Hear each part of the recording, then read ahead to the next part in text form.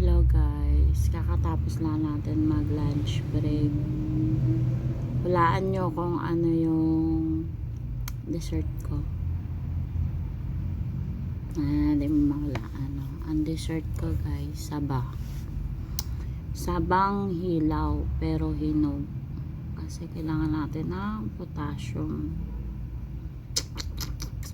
Feeling ko kasi malulumpo na naman tayo. So, kailangan natin kumain ng saba. Hindi pwedeng lakatan, hindi pwedeng tundan. Bakit? Kasi, ang saba yung mas maraming potassium. Yung saba yung mas maraming potassium. Ito, meron naman akong mas mahigit pa na mas maraming potassium, yung chia. Kaso, naubos na yung chia ko guys. Di na ako nakabili ng chia seed. So, eto muna.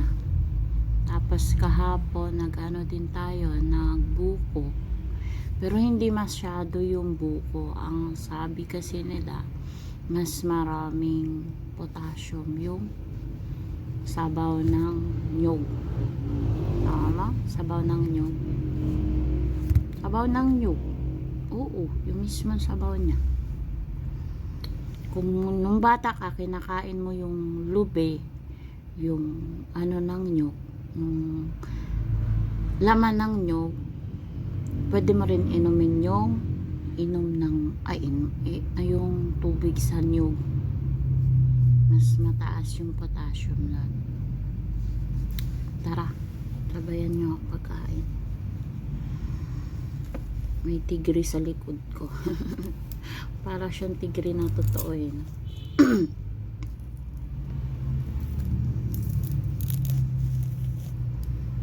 2023 kasi bumaba yung potassium ko. Ang tagal ko sa PGH, Pasay General Hospital. Awa ng Diyos, naka-survive tayo. Yung ano ko nun, findings ng doktor nun, electrolyte, parang ganun.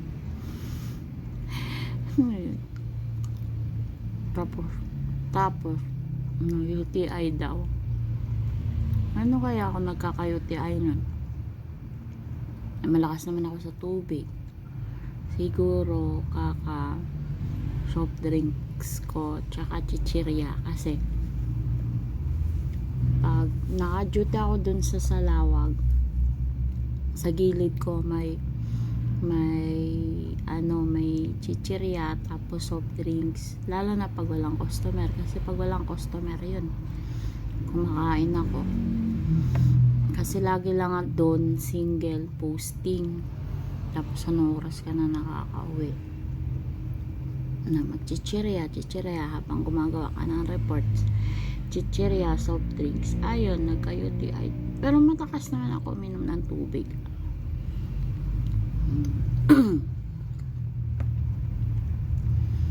Awa ng Diyos, naka-survive tayo.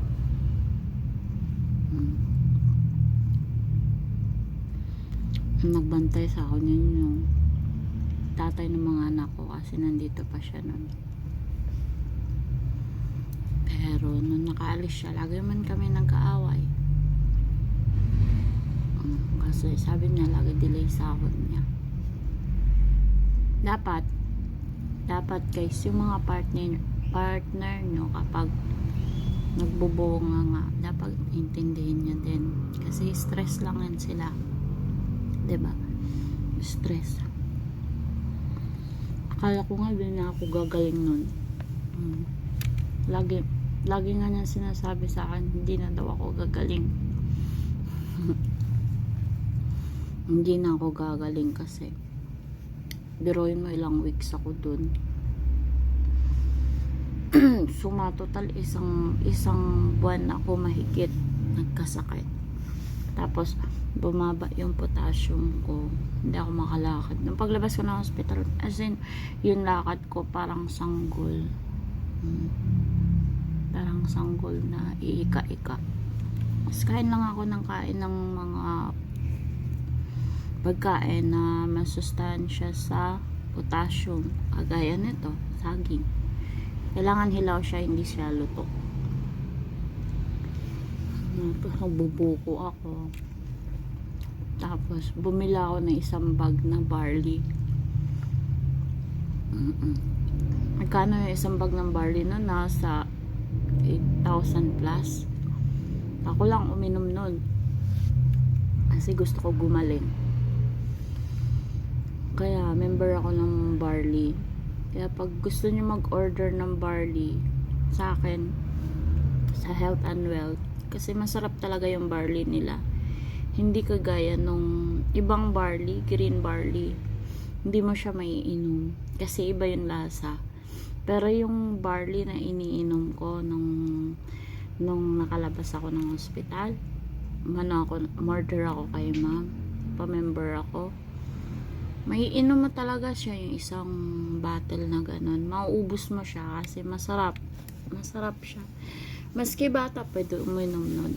Yung barley na yun. Isa din yun sa mga nagpagaling sa akin. Kasi may nagsabi talaga sa akin na hindi na daw ako gagaling. Gagaling naman. Basta may tiwala ka lang sa iniinom mo, may tiwala ka lang kay Lord, tsaka tulungan mo yung sarili mo. Ayun. Kasi nandinala ako dun sa PGH.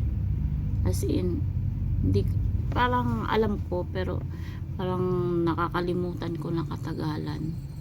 Na nandun, nagising ako, nandun ako sa sa ano ba yan? Sasakyan.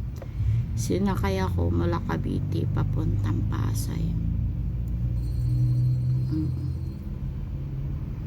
Ayun. Tapos pagdating doon, nung tinubuan, nilagyan na ako ng catheter, tapos dextrose, mga 1 linggo yata. Parang tulog lang ako ng tulog nun. Tapos ang tagal ko doon, nakakabagot pag nasa hospital ka, o ano yung naririnig mo, lalo na pag madaling araw, parang nakakarinig ka kasi malapit lang doon yung hospital, doon malapit lang sa church. Nakakarinig talaga ako, parang may nag-e-exorcist. Oo, parang may sumisigaw. Yun. Tapos nai-imagine ko na mayroon, parang guni-guni ko lang siguro yun, pero sa utak ko naririnig ko tuwing madaling araw may umiiyak ganun, tapos may nagwawala, tapos feeling ko nakikita ko na inaano ng pare yung ano, pero ano lang yun, parang panaginip ko lang na imahinasyon, kung ano-ano kasi naiisip ko nun, gawa ng siguro sa gamot. Alam yan, na ano ko lang, nakwento ko lang bakit kumakain ako ngayon ng saging saba. Kaya kung napapansin nyo, nang nalulumpo kayo, kain ng saba. Kaya magpabiyak ka ng mamuwak ka o nyog. Para libre lang sa probinsya, mamuwak ka lang nyog, tapos yung sabaw inumin mo.